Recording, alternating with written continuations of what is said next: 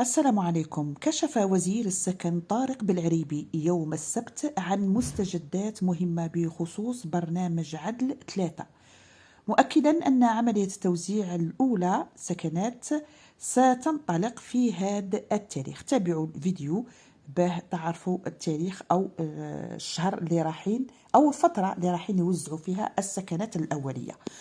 وجاء هذا الإعلان خلال إشرافه على افتتاح الطبعة 28 من الصالون الدولي للبناء ومواد البناء والأشغال العمومية، وهو حدث اقتصادي مهم يجمع مختلف الفاعلين في قطاع السكن والبناء في الجزائر. وفي نفس السياق أوضح وزير السكن أن البرنامج عرف إقبالا كبيرا، حيث تم تسجيل 950 ألف مكتتب قاموا بدفع الشطر الأول، وهو ما يعكس حجم الطلب الكبير على السكنات ضمن هذه الصيغة، يعني صيغة عدل. وأكد أن عملية الإنجاز تسير بوتيرة منظمة عكس عدل أول وعدل 2، بهدف احترام الأجال المحددة لتسليم السكنات للمستفيدين في مختلف الولايات.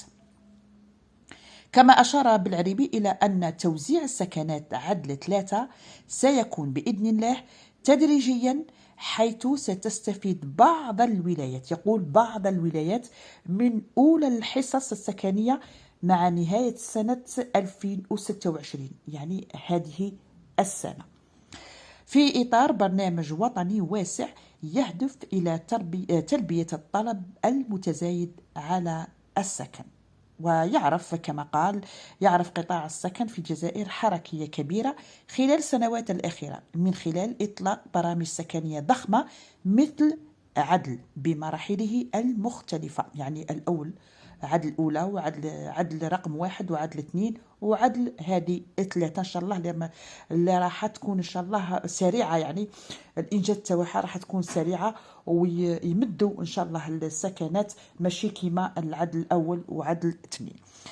هذا ما نتمناه طبعا، وان شاء الله الصبروا برك، ان شاء الله ربي يجعل الخير، وان شاء الله مش راح تكون احنا عندنا ثقه، يعني ثقه في هذا الوزير ان شاء الله. ان شاء الله مش راح تكون كما عدل الاول وعدل 1 وعدل 2 باذن الله.